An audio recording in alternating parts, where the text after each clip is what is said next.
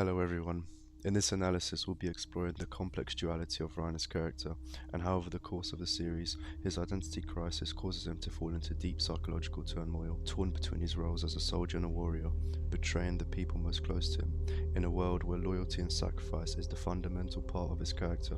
In my opinion, makes him one of the most compelling examples of internal conflict in television. Before we start, I did want to state that Reiner is my favourite character, and in my opinion is the best written character in AOT. Please feel free to disagree or agree, but don't be too mean, okay?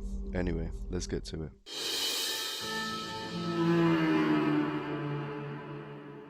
Reiner is introduced to us as a member of the Survey Corps, of which he's one of the best members in the training corps, reaching second to only Mikasa.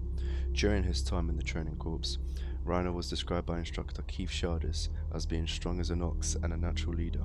He quickly earns the trust of the Survey Corps and infiltrates their ranks, unbeknownst to us that is. Reiner's ability to put himself into life-threatening situations to save his comrades again and again each time affects Reiner's psyche. Reiner's faking this act to fit in and also as a trauma response. His cognitive dissonance becomes stronger as he's torn between the mission he's been given and the illusion of a soldier saving humanity. He is increasingly in conflict with the mission assigned to him and the bond he's formed with his comrades. I think here it's important to mention that Reiner's time in Paradis was the time where he felt most appreciated as a person. During his childhood in Mali, Reiner was immediately ridiculed for his Eldian heritage. Discrimination was commonplace, and the only way he saw a way out was to become a warrior candidate. Reiner's mum, Corinna Brown, played a big role in shaping his self-worth in military success, as Corinna persuaded Reiner that if Reiner became a warrior, they could get Marleyan citizenship and reunite with Reiner's father. For context, Corinna had an affair with a Marleyan, which would have resulted in a severe punishment, probably death, to both of them, so Reiner's father abandoned him and his mother to avoid punishment. During training, Reiner was desperate to become a warrior, but the pressure of giving his mother a life that she's yearned for was stressful. Reiner went as far as to accuse Gilead of being an Eldian spy, and after much struggle, Reiner was filled with confidence when he received the Armored Titan.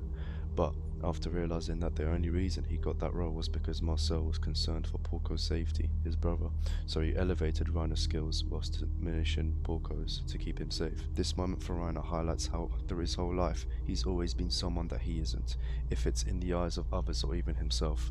Marcel was described by his brother as a strong and reliable leader.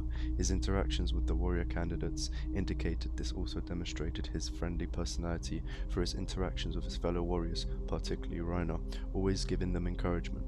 He greatly cared for his fellow warriors and his brother, so much they attempted to protect Porco from inheriting the Armored Titan. Marcel was a stand-up bloke. Ymir's Titan rises up out of the ground and attacks Reiner. In a moment of sacrifice, Marcel pushes Reiner out of harm's way and is caught instead. The other warriors flee as Marcel is eaten alive. Without stating the obvious, as to say this obviously traumatized Reiner. To make up for the lack of leadership after Marcel's death, Reiner emulates Marcel's bravery, and it becomes an important component to Reiner's alter ego when he infiltrates Paradis and it becomes a soldier inside the walls. We will talk about how this persona actually destroys Reiner mentally. The moment that changed Reiner the most when being a soldier was the deliberate killing of Marco. During the raid on Trost, Marco overheard Bertold and Reiner talking about possessing Titan power. To cover their tracks, they forced Annie to remove Marco's ODM gear, rendering him helpless to Titans when he eventually gets eaten. Reiner in this moment asks, highlighting Reiner's conflicting personalities are emotionally ruining him. The dissonance makes him disconnected from reality, or his own actions, as he asks himself, who am I? Why am I fighting? As Reiner is suffering with dissociation, the fact he has to maintain a strong persona and can never truly open up to anyone to not risk being spotted as a traitor, he suffers alone. Boxed in his own destructive thoughts and PTSD, Reiner develops a deep depression. It is no surprise that Reiner said to Eren so plainly and naively that he's the Armored Titan and Bertold is the Colossal Titan. This was more of a call for help to stop this psychological torment, as he could not take it anymore.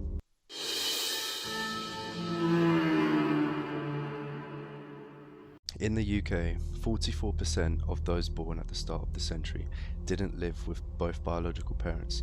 Their entire childhood, a marked change from 21% for children born in 1970. As fatherlessness across the developed world increases, children grow up without the proper parenting and affirmation, an all too relevant problem explored through Reiner's life, as the lack of father figure made him look for affirmation through the people around him by showing his resounding heroism. Reiner always puts himself in harm's way, not because he wants to prove himself that he's a hero, but to prove to others that he's a hero. To fill the lack of nurturing of a father, Reiner seeks admiration through bravery, and it becomes his persona. Now, we all have a persona to present to other people, be it to your boss or strangers, but when that persona buries your true nature and you yourself don't know who you are anymore, it becomes destructive. Reiner's true nature is buried deep under his two personas of a soldier and a warrior. Both mask the desperate boy in need of approval. Reiner was never taught the virtues of masculinity through the lack of his father, that in every strong, brave man needs to be a side that is loving and caring. It is all about balancing those two sides of masculinity, and when the balance is disrupted, a man is left without identity or purpose. Reiner adopted the cocky, selfish persona of the warrior to try and get approval from the Marleyans so he can become an honorary Marleyan and get approval from his father. This fake mask guards a fake ambition, as he will never reunite with his father. He tears down the people around him to get the upper hand, only thinking about himself. That is until Marco shows Reiner what it means to be a man, to balance both sides of masculinity through compassion and selflessness. Reiner adopted this persona, but for the wrong reason. Reiner still needs approval, and so all of his good-natured actions are only there to facilitate his own daddy issues. Reiner flips between these two personas to what was appropriate in the given situation. As Reiner delves deeper into his delusion, his true feelings of guilt and self-hatred are internalized and brewing worse and worse as time goes on, as Reiner is forced to betray the people that accepted him and cared for him. It is no coincidence that Reiner inherited the armored titan, as symbolically, the armor reflects Reiner's self-isolation and repression of emotions. The armor is flawed in the sense that its tough, impenetrable exterior, made for delusion and facade, is not protected anything on the inside. Reiner's true nature is buried, and it will take a certain event to change his perception of life.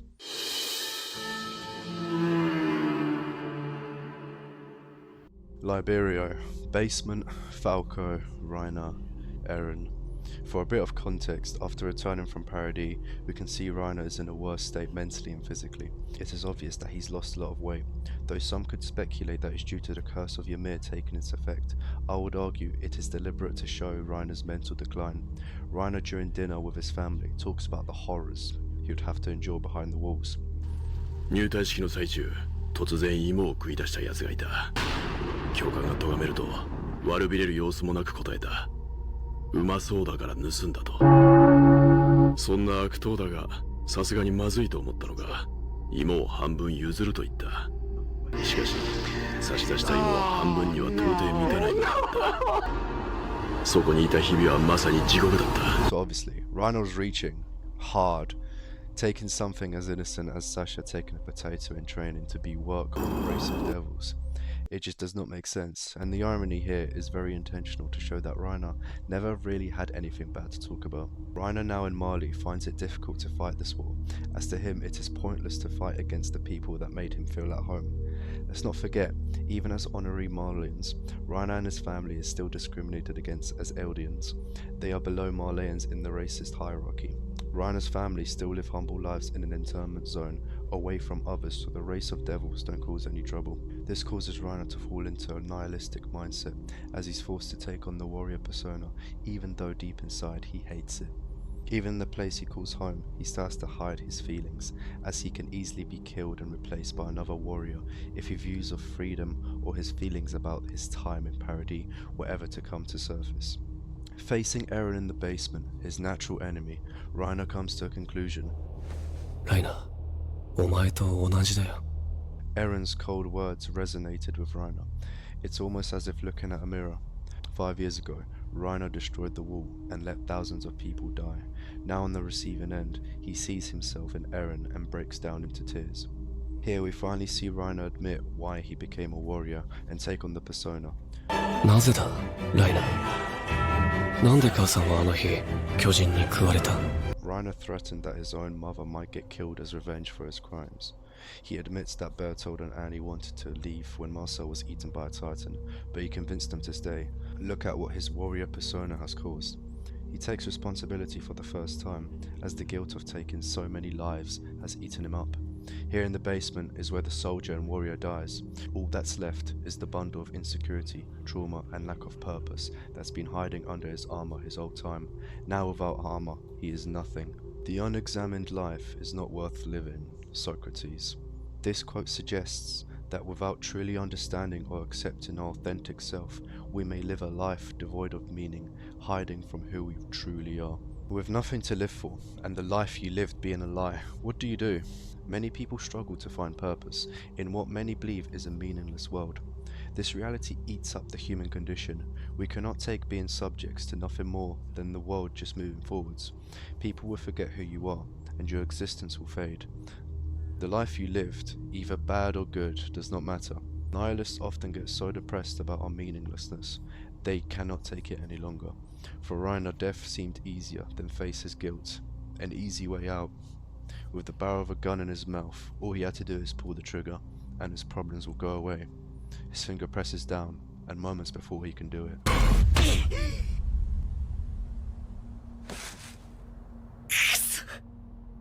このままじゃダメだ。 Reiner has an epiphany. He still has Falco and Gabi to take care of. This is almost the universe giving him a chance at redemption. He knows his sins cannot be forgiven, but if he at least tries to live not just for himself, but for others, he can finally understand his true nature that's been hiding for his entire life. With all the facades out the way, Reiner's life purpose is to show compassion to others, not to be a hero, but because it is the right thing to do. He's been shown how to be better through Marco and Marcel, and so finally, his road to atonement starts. It's funny how through the almost end in his life, he's been reborn a new man.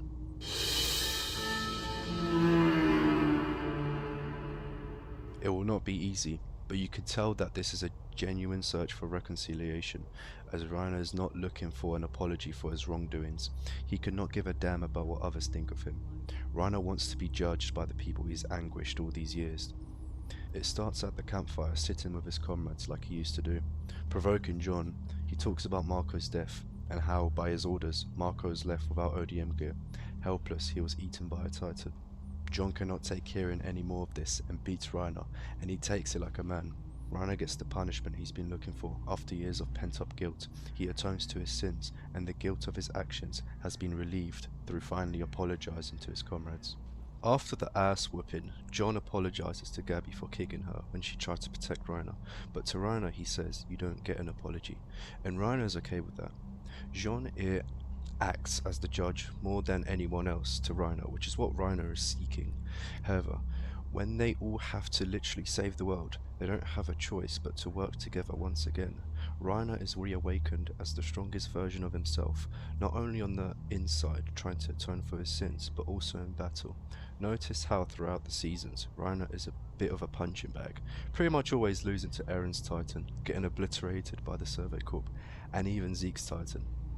I mean, his Titan wasn't even made for hand-to-hand combat. Only thing keeping that weak ass alive was the plot armor. Yeah, I survived the sword going through my neck because I transferred my consciousness to my nutsack. But anyway, as Reiner discovers himself, there's nothing holding him back from performing to his best abilities. No guilt, no dual personality, just straight combat with soldiers. It is comfortable to say, without Reiner, the hallucigenia, or whatever the fuck, would have made contact with Eren and continued the massacre. He can finally be the hero he's always wanted to be, for the reason being that he wants to save who he loves, not for his own selfish reasons. A cyclical ending to his character arc, concluding an extremely complex and underrated character in Attack on Titan. Thank you very much for watching the video. If you want monthly, yearly uploads, subscribe, leave a like if you enjoyed, and I'll see about putting out something different next time, something not character analysis based. So if you like that, well, stick around for more anyway. Enjoy the rest of your day. See you later.